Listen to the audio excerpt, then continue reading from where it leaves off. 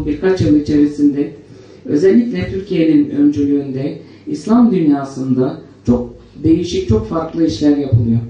Genel olarak baktığımız zaman İslam dünyası asırlardır nimetlerin bolca olduğu, büyük oranın bolca olduğu yer.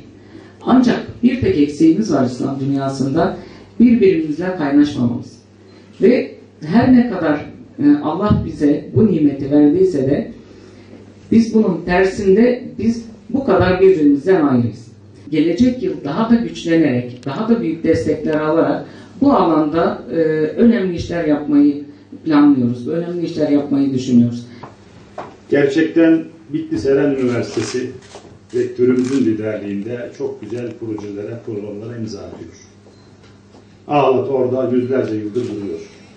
Ve bugün gördüğümüz gibi ikincisini yapıyoruz. Ben özellikle şehrimizin göz bebeği, bir bakıma şehrimizin kalbi Ağlat'ın bu simpozyum aracılığıyla üniversitemiz önderliğinde bir kere daha kültür ve sanat boyutlu kamuoyunun gündemine taşınmasından dolayı gerçekten en kalbi şükranlarım ve teşekkürlerimi sunuyorum. Ağlat bizim yıllardır bildiğimiz, özlediğimiz, sevdiğimiz, imrendiğimiz bir şehir, bir kadim şehir. Ama bu kentin içerisinde Ahlat'ın çok özel ve güzel bir konumu var. Bir bakıma bu kentin beyni Hizansa kalbi de haddi zatında insanlığın aradığı Hristiyanıyla, İslam dünyasıyla, Budistiyle, Doğu ve Batı kültürüyle haddi zatında Ahlat'ta var olan insanlığın aradığı. Bize düşen bu değerleri sadece Ahlat sınırlarını hapsetmemek. Biz bugün bu simpozyumla bunu yapıyoruz. Bu paylaşımı gerçekleştiriyoruz.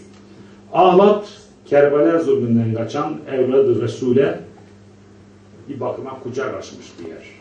Onları bağrına basmış, onları geliştirmiş, onları düşünce, ufuk, medeniyet olarak Türkiye'ye armağan etmiş bir yer.